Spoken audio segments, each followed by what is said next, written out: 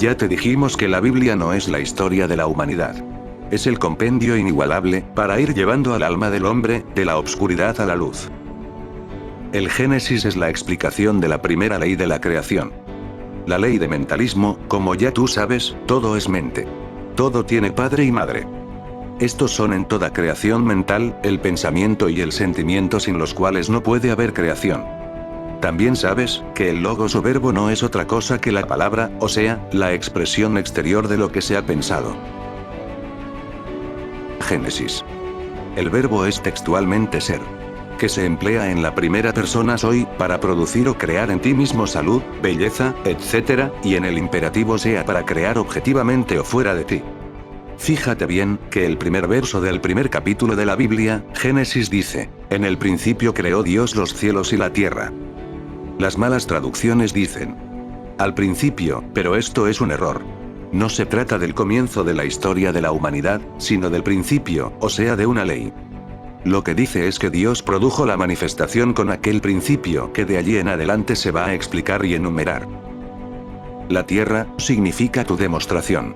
Ya sabes que el cielo es la mente en paz, que es donde se genera todo lo bueno, lo bello, lo agradable, o sea, lo perfecto de acuerdo con la voluntad del Creador.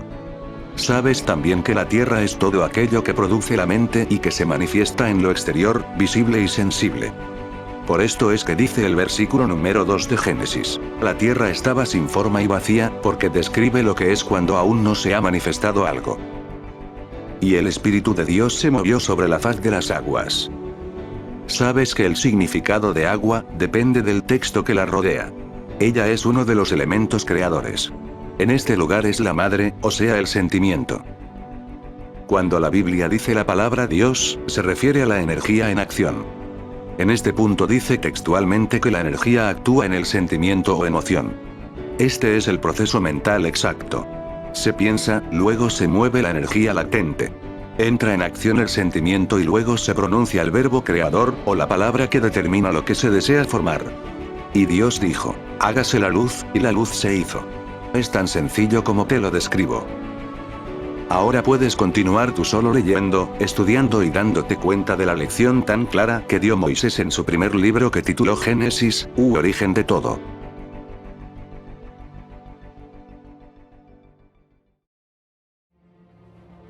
Unos puntos te voy a subrayar. Primer punto, que todo es declarado bueno. Y Dios vio que era bueno.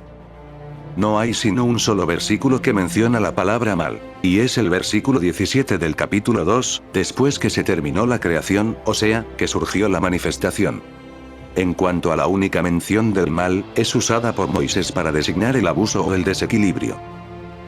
Y Dios le dio al hombre este mandato: de todos los árboles del paraíso puedes comer, pero del fruto del árbol de la ciencia del bien y del mal no comas, porque el día que de él comieres, ciertamente morirás. Significa que no existe algo prohibido. Todo se puede hacer, pero sin abuso. El abuso es el único mal porque ocasiona el desequilibrio y por consiguiente la inarmonía, el desorden, etc. Segundo punto. Toda manifestación, o creación si así prefieres llamarla, efectúa 7 pasos para poder aparecer. Esos 7 pasos están descritos. Cada paso llamado un día. Cada día está compuesto de la tarde y la mañana, o sea la inactividad a la actividad. De la obscuridad hacia la luz. De la nada hacia algo. Tercer punto. Que el segundo paso es una repetición del primer paso, o sea, el firmamento que separa las aguas que están arriba de las aguas que están abajo. Esto no es sino el principio de correspondencia entrando en acción, o sea, que toda creación ocurre en ambos planos, invisible y visible. Toda cosa visible corresponde a su contraparte invisible. Cuarto punto. El último paso antes del descanso del séptimo día, es aquel en que surge el hombre. No es absurdo pensar que Dios esté por allí a través de 6 eones fabricando hierbas y criaturas, y de repente, en el último paso fabrique no solamente un hombre completo con todos sus órganos y sistemas, sino también a su mujer. Esto te debe indicar algo de la verdad. Todo lo que es creado, como es hecho de sustancia viva, contiene vida. Sabemos que eso que vive, contiene también inteligencia y amor. Atracción, adhesión, cohesión o repulsión, y que por lo tanto lo consideramos una entidad viviente.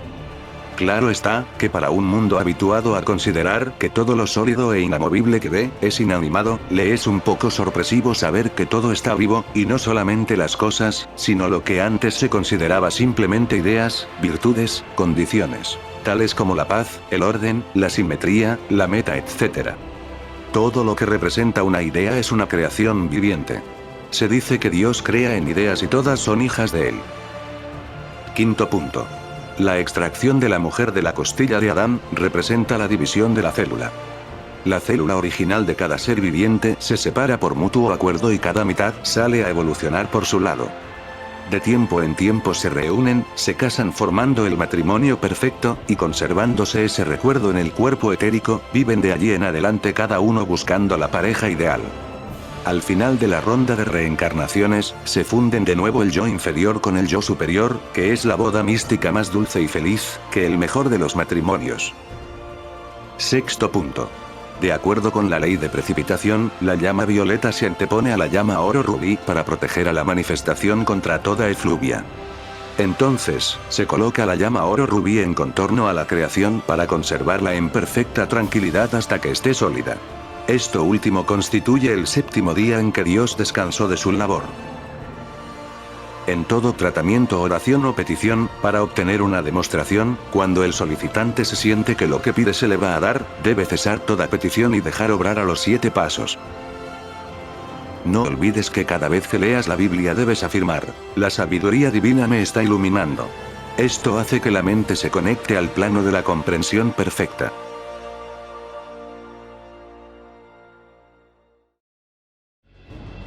La Biblia no intenta ser ni historia, ni biografías. Ella es toda una gran clase de psicología y metafísicas. Todos los relatos son ejemplos de estados mentales y de cómo ponerles remedio. Enseñan las leyes de la actividad mental. Cada personaje de la Biblia representa un estado de conciencia que todos nosotros podemos experimentar, y los sucesos que ocurren a los diferentes personajes ilustran las consecuencias que acarreamos cuando consentimos esos estados mentales, sean buenos o malos. Aunque es verdad que algunos nombres como Moisés, Eliseo, Pablo de Tarso, etc. son históricos, y aunque sus vidas fueron como las pinta la Biblia, son traídas a colación para pintar estados mentales de ellos y los resultados obtenidos. Otros como el hijo pródigo, el buen samaritano, la mujer de púrpura, etc., son ficticios. Jamás existieron y son para ejemplificar esos estados mentales de una forma gráfica y sencilla. La sección que antecede al relato de Adán y Eva en el paraíso, Génesis 1, expone el principio de mentalismo, o sea, la base de la demostración. Tú sabes muy bien que un estado de ánimo o mental no puede dibujarse como se dibuja un objeto material. Por ejemplo, ¿cómo pintar el temor? Pues por medio de una cara con expresión de terror. Lo mismo ocurre con la envidia, el remordimiento, la sensibilidad, etc. Se pintan seres, envueltos en llamaradas que indican los tormentos de los celos, envidias, deseos insatisfechos. Lamentablemente, muchas personas con poca imaginación no saben interpretar estos cuadros. Los toman al pie de la letra y al poco, se dan cuenta de que aquello no tiene ni lógica ni sentido común. ¿Qué pasa? Que rechazan la Biblia entera y dicen que es una sarta de mentiras.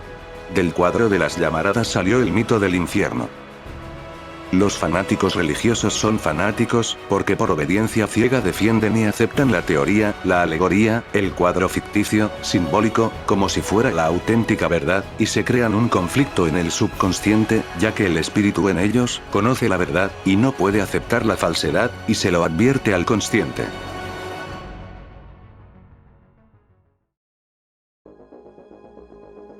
El infierno sí existe, pero no es un sitio o lugar de fuego.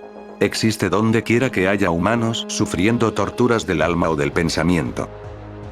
La persona que está sufriendo celos está en un infierno. Su imaginación le vive forjando imágenes falsas, que lo tienen en un suplicio con respecto a la persona amada, y por consiguiente sus sentimientos corren parejos con los cuadros de su pensamiento. Un ser en paz y perfecta armonía, pues se pinta una persona tocando un instrumento porque todo el que está ocupado haciendo o tocando música pone una expresión de deleite. El instrumento popular en los tiempos en que se pintó el cuadro de la paz y la armonía era el arpa. Aún no existía el piano. Un instrumento musical, de hecho, es símbolo y exponente de armonía, y para expresar que esa paz era celestial, se pintó un ser con alas tocando esa arpa, en el aire, cielo, y de allí surgió la idea graceja, aunque poco graciosa, de que en el cielo se pasa la eternidad sentado en una nube tocando el arpa. Las cosas hay que meditarlas para desentrañarlas. Afortunadamente ya se conoce universalmente el símbolo de la justicia, o sea, la mujer vendada con una balanza en la mano. La Biblia usa las cosas concretas para expresar ideas abstractas. Felizmente Pablo lo advierte. Estas cosas son alegorías, dice.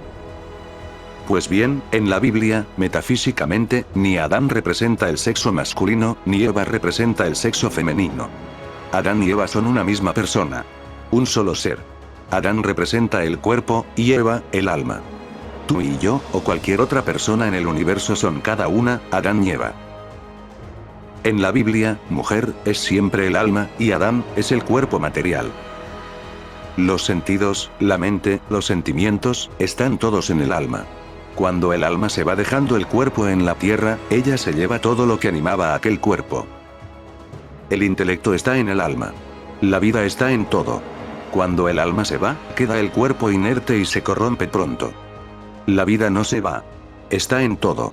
Se transforma, o sea, que se transmuta en otra forma. Con lo que tú conoces del principio de mentalismo, sabes que la mente y el sentimiento son los creadores de todo lo que nos ocurre. Todo es creación de la mente en combinación con el corazón.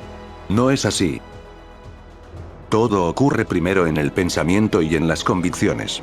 El alma es, pues, causa. Luego estas creaciones se manifiestan en el cuerpo. No es así. El cuerpo es, pues, efecto. El cuerpo no puede comunicarle nada al alma, porque él es efecto y nunca el efecto es anterior a la causa. Todo le ocurre al cuerpo después que el alma lo ha concebido. Por esto es que dice el relato que Eva comió primero del fruto prohibido y luego tentó a Adán. Comer es simbólico de pensar. Comer, pensar, meditar, digerir. Cuerpo incluye toda la manifestación exterior del individuo. El verbo se hizo carne, es la palabra se materializó. La palabra es el paso que sigue al acto de pensar. Ya tú sabes, que la gran ley de la naturaleza es que todo lo que nos rodea, todo lo que nos ocurre, son expresiones de nuestros estados de conciencia, y de subconsciencia, del momento. Nunca puede el cuerpo dañar al alma. Siempre es Eva, alma, quien come primero del fruto. Es una forma simbólica de decir que el temor, la gula, la ira por ejemplo, primero se piensan y se sienten con el alma, con la mente, con las convicciones, con la imaginación, o sea, con el corazón, y luego se manifiestan en el cuerpo en forma de úlceras, cáncer, tumores, colitis, infartos, y toda condición y suceso en la vida exterior. Ahora, ¿qué clase de fruta fue la que comió Eva? Se llamó el fruto del árbol del conocimiento del bien y del mal. Ningún árbol de ese nombre crece en el planeta. Está clarísimo que es alegórico. Existe una creencia general de que fue una manzana. Aquí un paréntesis para un dato científico. Las 7 capas atmosféricas que cubren nuestra Tierra comienzan por la atmósfera, ionosfera, estratosfera, etc., y terminan por la llamada zona de Appleton. No se sabe si alguien oyó campanas, otra persona confundió la magnesia con la gimnasia, lo cierto es que se formó tal lío con las 7 capas atmosféricas, y los 7 días de la creación, que llegó a traducirse el nombre de la zona última, antes a la del cielo, literalmente Appleton, ciudad de la manzana. Y aquí tienen ustedes un ejemplo de cómo se forman los chismes, o sea, que una simple alegoría, se convierte en causa de la caída del hombre, por haberle aceptado una manzana a su mujer, fruta de un árbol auténtico, en un sitio geográfico genuino, en una fecha exacta del pasado, y todo es una fábula más fantástica que las de Esopo o La Fontaine, las cuales por lo menos fueron inventadas para enseñar lecciones valiosas. Muy poca meditación hace falta para comprender que el crear una pareja adulta sin experiencia, ni infancia, ni adolescencia y castigarla por un pecado cuya naturaleza no eran capaces de comprender, y luego castigar a su lejana posteridad por un incidente que tuvo lugar siglos antes, y por el cual no eran en absoluto responsables, es algo que no es ni justo ni siquiera inteligente. Y eso que el relato cuenta, que lo que dijo Dios fue: de todo árbol del jardín podéis comer, pero del árbol del conocimiento del bien y del mal, no comerás porque el día que comiereis seguramente morirás.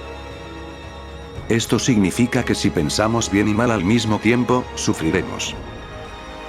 En la alegoría, el hombre fue creado primero, porque en los humanos, el ser, está siempre consciente de su cuerpo antes de su alma, como los niños.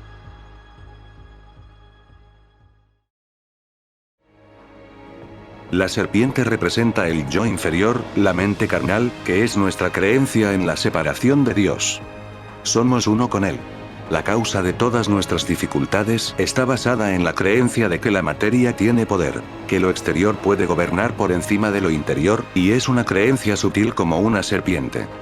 Es la más primitiva de todas las creencias, la más terrena, y por eso la comparan con lo más primitivo que es una serpiente, el gusano, la culebra, la anguila, etc., que se arrastra por la superficie de la tierra. Aceptamos ávidamente la enseñanza de la Biblia, de Jesús, de metafísicas prometiéndonos que no volveremos a creer en falsedades, y nos proponemos no pronunciar una sola palabra negativa, y al salir a la puerta de la calle, vemos que están cayendo unos goterones. ¡Ay!, exclamamos. Va a caer un diluvio, y yo sin paraguas, y no es nada, sino que tengo principios de gripe. Esa es la serpiente sutil. Si deseas transformar tu mente, lo primero que tenías que decir es: yo no quiero que esta lluvia me perjudique, y decreto que no me perjudica ni en mis planes ni en mi salud, porque sencillamente no es armonioso, y menos, aun cuando estoy saliendo de una clase donde estoy aprendiendo a conocer y emplear la verdad. Recuerda que tú no tienes por qué someterte a las condiciones, ellas tienen que someterse a ti porque la Biblia dice: Dios dijo, henchid la tierra, someted y dominad sobre los peces del mar, sobre las aves del cielo, sobre los ganados y sobre todo cuanto vive y se mueve sobre la tierra. Y vio Dios ser muy bueno cuanto había hecho. Los peces del mar simbolizan ideas terrenas, las aves representan ideas espirituales. Y todo cuanto se mueve sobre la tierra, inclusive, todo tipo de vibración, palabra y pensamiento. Segundo, si no he traído paraguas, es que no lo necesito. Tercero, mi espíritu no puede tener gripe. Siendo esta una gran verdad metafísica, liberta a mi materia de esa condición. Cuarto, bendigo el bien en toda esta situación y quiero verlo. Gracias, Padre. ¿Ves cómo la serpiente te hizo olvidar todo? Te hizo recordar 3 decretos negativos, comiste de su fruto y te hizo sentir desnudo, a la merced de los elementos, sin protección y agarrándote de las cosas materiales como un paraguas. Porque la parábola dice que cuando Adán y Eva habían comido del fruto prohibido se sintieron desnudos, cuando nunca antes lo habían notado. Les doy las gracias. Así es.